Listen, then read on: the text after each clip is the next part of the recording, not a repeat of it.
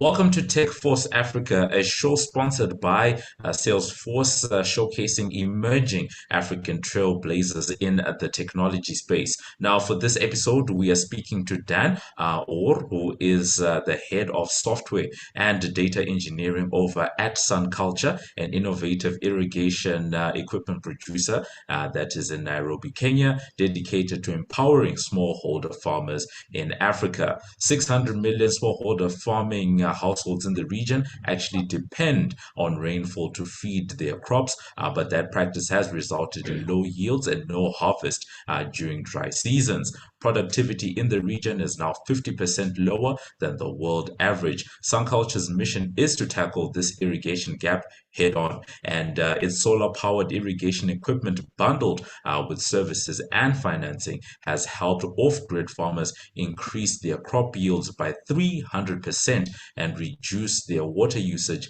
by 80%. Today, we're going to be learning more about the company's vision to help smallholder farmers become resilient to climate shock and create sovereignty for themselves. Dan, greetings to you today. Greetings. Thank you so much for being with us for today. We're certainly looking forward to this great discussion. But before getting into that, we have some rapid fire questions that we wanted, to hit your way. You have about 3 seconds to answer very quickly. So getting into it, do you prefer car or bike? Car. Okay. And then do you prefer being able to fly or reading minds? Reading minds. Okay. City or countryside? Countryside. Wind turbine or solar panel? Solar panel. Okay. And then hydrogen car or electric car? Electric car. And then hand wash or dishwash? Hand wash. And wash. All right. And I think, those rapid fire questions give us a little bit of insight, into, the type of person that Dan is. And we're just going to be learning more about himself and, SunCulture, what they're doing for today. And Dan, I think that's a good place for us to start because as SunCulture, you guys are tackling some big global issues, including climate change, food security, as well as rural poverty. Could you maybe give our audience, those that are watching, those that are listening, a little bit more insight into SunCulture and specifically your role over at SunCulture? Thanks. I think as mentioned on your introduction, yes, SunCulture basically specializes on the provision of solar powered water pumps, mostly meant for irrigation purposes. Although SunCulture has gone a notch higher to bundle the product so that then it has more capabilities in it. That includes lighting. So apart from just the solar irrigation water pumps, it comes with lighting, as well as the bit of PG, which is more in terms of financing. So for me, the product itself is what is a no-brainer because then it's able to solve a number of challenges within the different ecosystems. That is mostly for the smallholder farmers. So if you think about SunCulture, it's supposed to make impact. And if you look at the business and the business model, it actually comes up with a bundled product that then tries to solve the challenges of the daily challenges of the smallholder farmers. From an irrigation standpoint or from a water standpoint, look at it in terms of someone either takes a long time to get water from either deep wells or from very long river sources. And if you can't be able to tap into this water source, then that is a solution in itself. So the company is built on the premise of solving the daily smallholder challenges, but at the same time ensuring that we are able to offer other auxiliary services that is bundled with this product that speak to lighting. We have got the credit facility together with it, as well as the daily power lighting usage that is being put across here.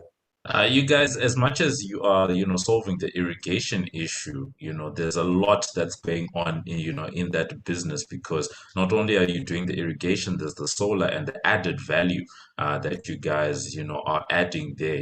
If someone has solar equipment, you might as well be able to offer the lighting, aspect and, everything else along that way.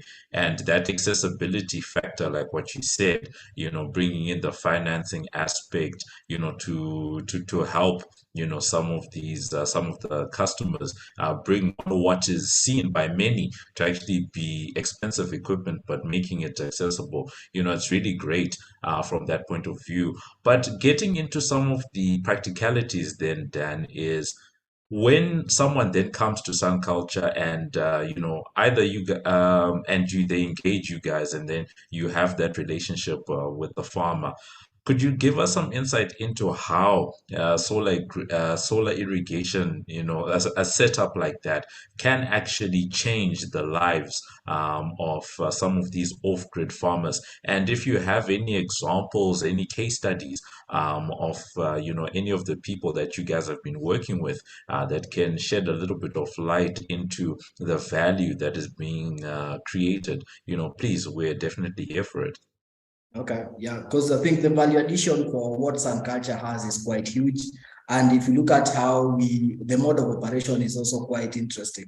So a farmer will come into SunCulture to purchase a pump, and we offer consultation around it, we offer installation around it, training, and the other pieces. So if you look at solar irrigation as a part of just improving the quantity of produce that they have, just to solve the problem of product yield as well as food security. But look at it in terms of value adds that then comes in, like consultation and the installation services that we have.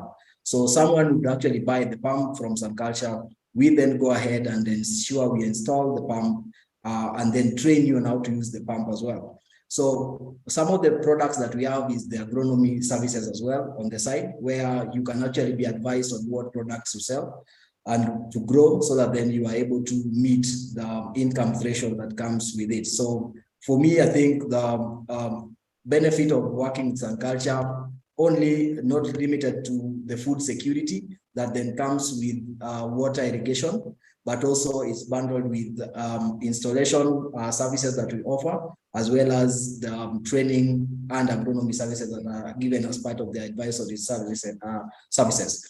So if you think of it from that direction, then it's actually making more sense to have a business model that then helps the low hanging fruits in terms of the people in the economy, that is the low cadre.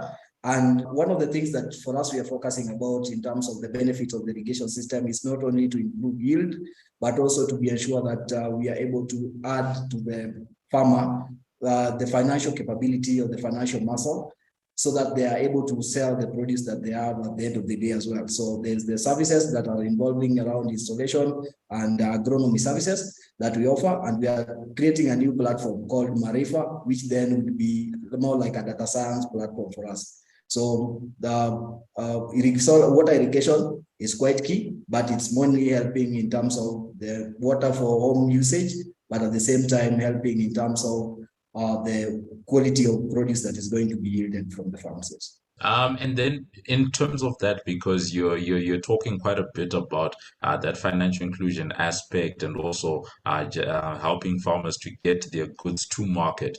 Are there any customer stories that you could give to us that can shed some light into how some of this is working on a practical level? Yeah, not to mimic per se the exact case studies that we've had within the field, but I think at SunCulture we have these farmers who are very happy about the ability to be able to actually install the kits quite simply, and then be able to proceed to improve their yields. Most of them are on our bios. That is, if you look at SunCulture page, either on LinkedIn, Facebook, or even YouTube, you can easily see this. And I think we have got a very famous woman.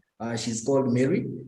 She was then struggling with growing of crops because she had to do a lot of water from the winch.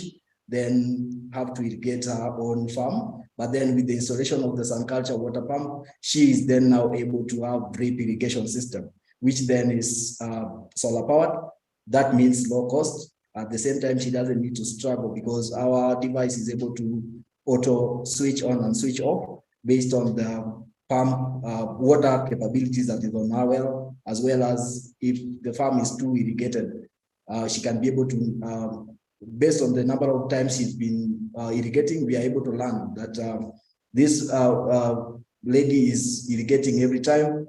This is the amount of water content that she's irrigating. This is the humidity that is being transmitted by our solar device. Then we can be able to see if your farm is actually very humid and then stop the irrigation system. So I think from an improvement perspective, and one of the user stories is she was really in pain trying to get a lot of water from the well to irrigate our farm. But then with the installation of the SunCulture pump, then this has become better because then she's able now to install the drip system. Yes.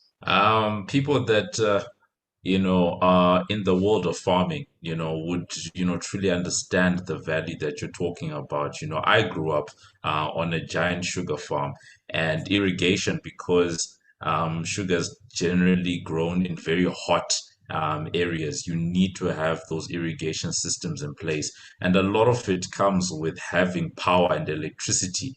Which tends to not be available in many parts, of the continent, especially outlying areas, rural areas. So, having a solution like this, I can definitely even picture it in my mind, how someone like Mary has been able to actually benefit, from something like that. You take certain things for granted, but just that ability to be able to pump water, from the ground, yeah, or other sources, whether it's dams, canals, it's definitely amazing. And then the financial inclusion aspect, because you guys have the hardware aspect that you've been explaining to us, as well as the financial inclusion bit, to make the equipment accessible. You guys have an interesting model. I had never come across the term pay as you grow, until, engaging with SunCulture. But you guys have that model, for the financing. Can you tell us a little bit around how that is working? And also how it is that SunCulture is able to extend some of that credit, because you really do see a number of fintechs, for example, being able to use alternative data points and all of this to be able to extend that credit. So how are you guys doing it? Yeah, I mean, for us, it's quite, I wouldn't say it's quite simple, but then the logic is well thought through in terms of, remember, in Kenya, for you to have a financial facility, then you'll have to go through a lot of credit scoring. But then for us, what we are actually looking at is, even without the farmer giving us a lot of financial evidence that they have got the financial muscle to actually purchase our product, then we are able to go ahead to loan them. So we built a model where you first pay a deposit just to show commitment that you are willing to buy our product. Then you'll be onboarded onto the pay-as-you-go platform, which then means you can be able to pay bit by bit for your product. So that is the first part. The second part is, how do we assess your creditworthiness? We built a full, we call it CDS, customer data survey, within the company. And what we are doing is we are asking the customer a number of behavioral and financial questions that then is passed through a model that can be able to credit score you and understand if you are actually going to be a good payer and a bad payer. But at the same time, also to improve our PG portfolio, what we've gone ahead is to learn from existing customers. So if I was a good customer, or I'm a good customer, and we asked you a number of questions, we have got a number of data science models that then come in handy to be able to help us understand which are the more directive or indicative questions for which customer is going to be a good or a bad customer at the end of the day. So SunCulture focuses on not actually looking so much into your financial capability to be able to get a loan in terms of the facility, but looking at your ability to pay. So for a good example, if we ask you how many animals or the different types of animals do you have. If you tell us I have goats, I have sheep, then we know that this particular product has got an income capability. A good example is if I'm growing maize or I'm growing pepper, then potentially pepper is a high value product and would easily mean this person is likely to pay the loan once given. So it is fairly much of behavioral and also asking into the assets that you have in terms of just valuing the customer in terms of creditworthiness. Yes.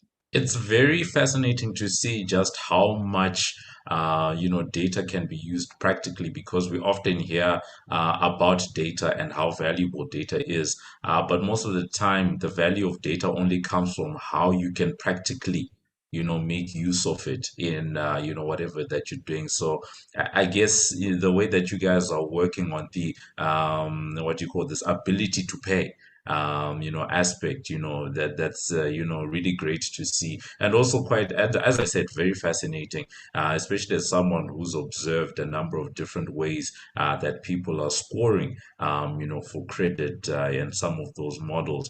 Now, you spoke about the customer journey when you were explaining that a pay as you grow model, that customer journey and the view that you guys have of the customer, and understanding that. And I understand that a lot of that is coming through the Salesforce system. Why was Salesforce, a good fit, for SunCulture? Because as you can imagine, there's a lot of things going on out there. And as any technology business, you need to make that decision about the technologies and the platforms that you're going to use.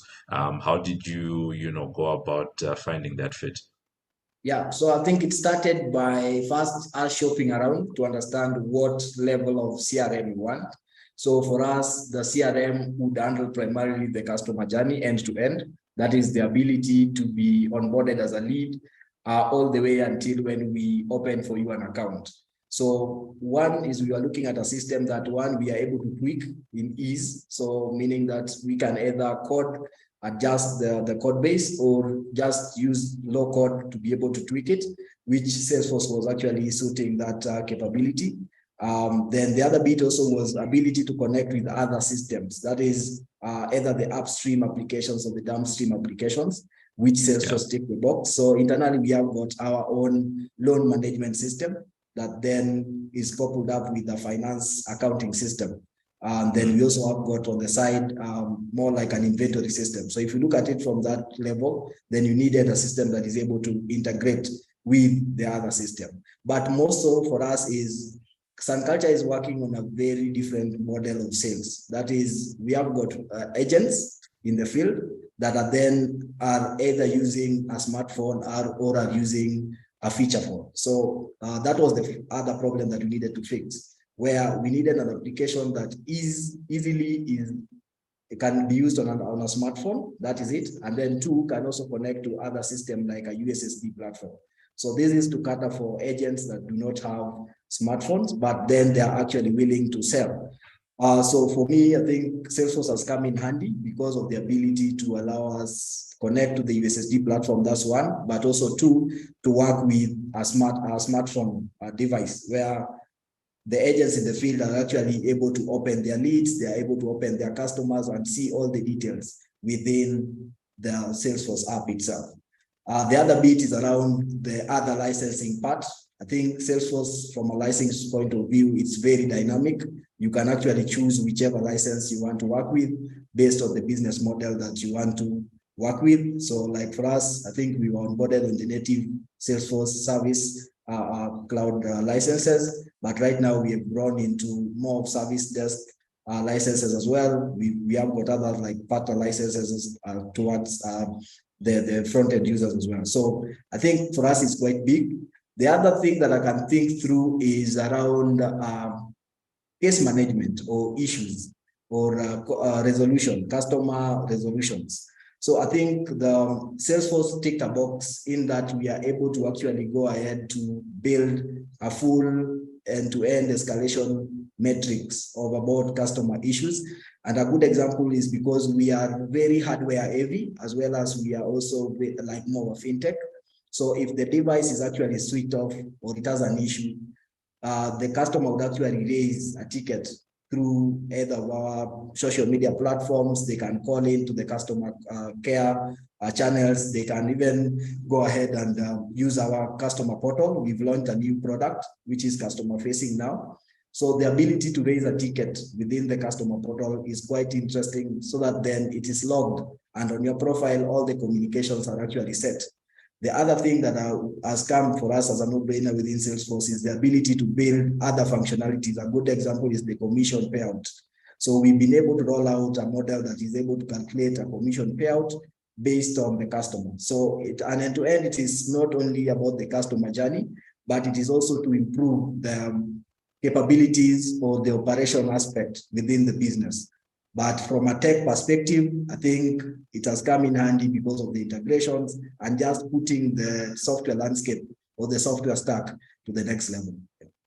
Now, Dan, it really sounds like you guys have a lot that's going on in terms of how you've been able to implement Salesforce there at SunCulture, all the different systems that you spoke about just now and how they interlink, with each other. And I'm sure that does a lot in terms of giving you a unified view of the customer, across, all the various systems, that you guys are plugging into.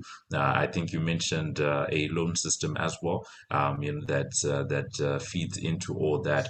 So then the question then becomes: you've now understood the customer, you now have all of this data. A key piece I can imagine for a business like yours is actually building, and strengthening your relationship with your customers. How does Salesforce actually help you? To do that in terms of building some of those personal relationships with the farmers that you guys support as SunCulture. I think it's a wider net for that. Yeah, but then I would say if we were to build personal relationship, we have got different levels of relationship that are able to be built by the different people within the company. That is, if you were to look at it from a job perspective or job description perspective. A good example is we have got relationship managers within the business that are in charge of managing your portfolio. So what happens is I, as Dan, could be assigned 100 customers that then I look at from a daily to day basis. That is understanding how then do they progress from their own workings, and even if they are also late in terms of payment, SunCulture is a little more negotiable. It's not as you late, we actually switching off your device. So if you look at it from that aspect, I would say we have got the different people that are interacting with the customers on a daily, either from a customer relationship management side, that is the relationship managers themselves. At the same time, we have got engineers. So the engineers at SunCulture are responsible for coming to do the installation, but at the same time ensuring that you're embraced with the trainings that they are coming. So I think Salesforce in itself has come in handy from a CRM perspective. One is understanding fully the customer journey, at the same time understanding fully the customer plight. That is, if there's any issue from their end, it's actually raised. And this is all in one system. It means I don't have to toggle to the loan management system. I don't have to toggle to this other system to understand the customer challenges and even the customer profile themselves. So this is actually something that for us we feel is quite great. But at the same time, the ability to allow customers do what's called a refer and earn. So I think it's coming in, and we've launched a new model, which is the refer and earn model. The beauty is it then allows the existing customers to become or walk the journey with SunCulture by bringing in other customers as well. So if you actually refer another customer, then you are actually marked for an earning, which is then all is built within Salesforce. So I think one of the things is, in as much as we have got the personal relationship that is employee to customer relation, but then Salesforce is helping us build products that the customers are able to then walk the journey with us. So we are able to track where your warranty, when were you installed, when are you marked for warranty expiration, all that is on Salesforce. when you do a refund, and that is on Salesforce. Now we are coming up with a new model that is called the agent model, which is going to be a freelance agent model. So anyone can actually become a SunCulture agent, helping us sell at the same time, helping us and achieve the main company dream of bettering the lives of the low, I would call them poor, but then the low income families. Yes. I like that, especially the customer journey and the customer plight. Yeah, very important in terms of just trying to holistically understand, what's going on with the customers and the people that you're dealing with. Are there any metrics that you could maybe share with us? Because you've outlined, quite comprehensively, the impact of Salesforce inside your business. But are there any metrics that you can share with us? Yeah, I think there is. A good example is we are a business that is trying to do a lot of quick resolution of issues and also turnaround time around installation. So one of the things that we are very keen on is around at what point do you pay your money as part of the deposit amount, and at what point do we get to install you? And if you raise any ticket, at what point do you do a ticket resolution as well? So that we have to grow the what's called the customer satisfaction. So for me, what is key is how then do we measure such KPIs like TAT? One is the turnaround time, and the turnaround time could spread wider in terms of looking at the engineer turnaround time by the time with which you actually paid your money to purchase, and by the time with which we are installing you. SunCulture has given a commitment of 24 hours for actually you to be installed. So what happens is I'll make a payment today. I'll say I'm ready. We'll dispatch it overnight. We use Wells Fargo for purposes of logistics. It will be at your doorstep next morning, which Wells Fargo is one of the biggest companies renowned for very good logistics. And then an engineer would actually show at your doorstep to install that kit. So if you look at it in terms of the KPIs that we are tracking is what is the turnaround time for the customers that we have. The other bit is around what is the company growth. So Salesforce actually helps us understand what is our conversion ratio in terms of the number of leads that we actually get into the system, how many have actually been converted into customers, and the ability to actually know where are the opportunities lost. The beauty is Salesforce is able to actually help us identify what are the gaps in terms of, is this region a good sales region? Is this cluster a good sales cluster? So we've gone ahead to divide the country into the different clusters for purposes of sales. So it makes so much sense to track the sales KPIs within Salesforce based on its dashboarding capabilities and just understand the funnel of who is dropping where and what are the lost opportunities, what can be remedied in the different regions as well. It's really great when you see, I guess, a system like that being able to help you on both the internal and external side, right? Because they sometimes say that, if it can't be measured, then, why are you doing it? Right. So just that ability to, record and get an understanding of the customer journey, but also at the same time, looking at, using it as a tool to understand the state of your own business, the conversions that you spoke about, just now. It's really great. And also just that rate of growth. And I think that helps us, very nicely to come to the end of, today's discussion to talk about that growth. Because right now, as SunCulture, you guys are the largest solar pump distributor in sub-Saharan Africa at the moment. And we want to peer a little bit into the crystal ball. We want to look into the future. We want to look into the tea leaves, or however way you want to, frame it. We want to understand how are you thinking about the future and where the company is going. Super. That makes me think like a CEO. Yeah, but yeah, just to maybe ping something onto the where SunCulture is headed to. I think for us, one is the biggest thing is about international expansion, because then Yeah. we need to be that distributor again in Africa.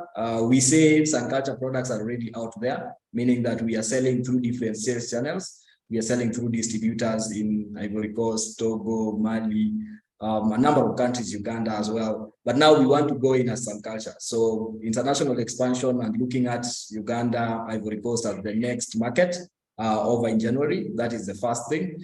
The other bit for the business is around innovation. Remember, if you are to stay in business, that's one, we have to innovate, as well as if you want to solve the daily challenges that the farmers face, then we have to innovate. So then we are looking at it in two different ways of doing it. One is improving the current existing system. So we are coming up with a new product.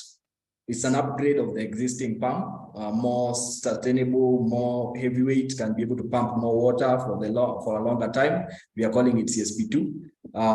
If that is the way to go. The other side is also to bring in more product add-ons. So remember, as a customer, if you're only providing me with lights, you're providing me with water or the charging power.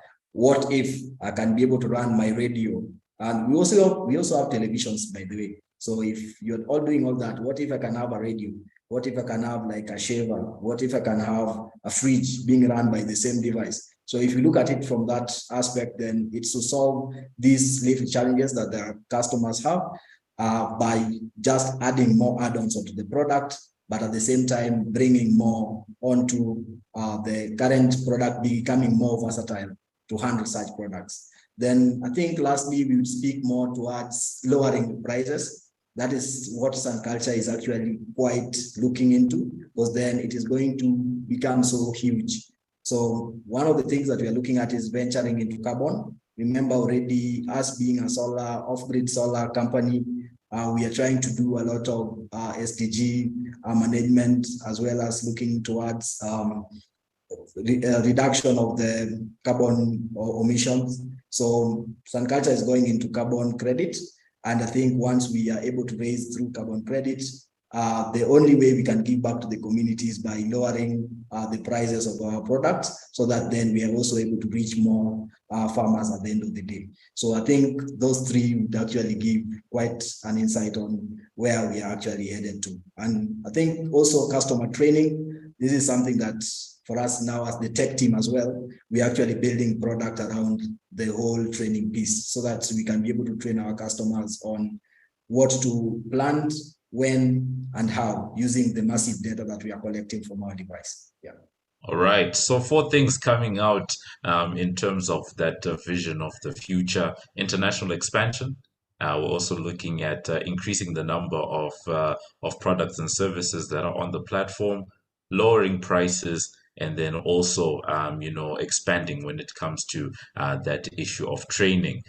So it's been a very fascinating conversation, just chatting with Dan around what's happening at SunCulture, that issue of solving for energy. And at some point it felt like energy was one of those things that was sort of confined to being an issue, let's say, on the African continent, but around the world people are struggling with the energy issue. Energy prices have gone up.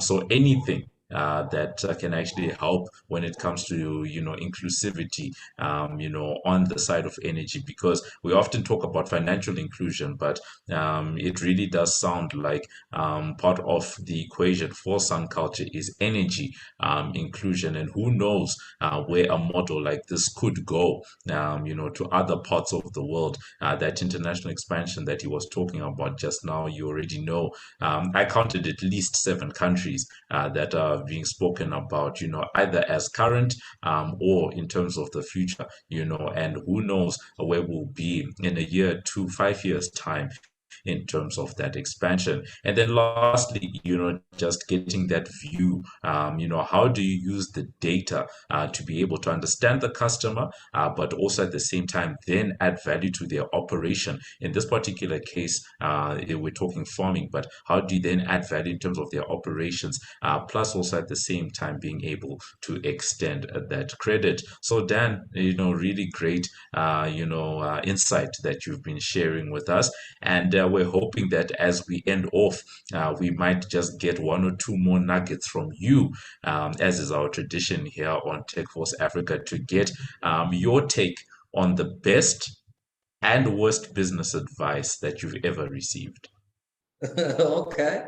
Yeah, Yeah, the worst business advice I've ever received is I was at some point investing onto a share market.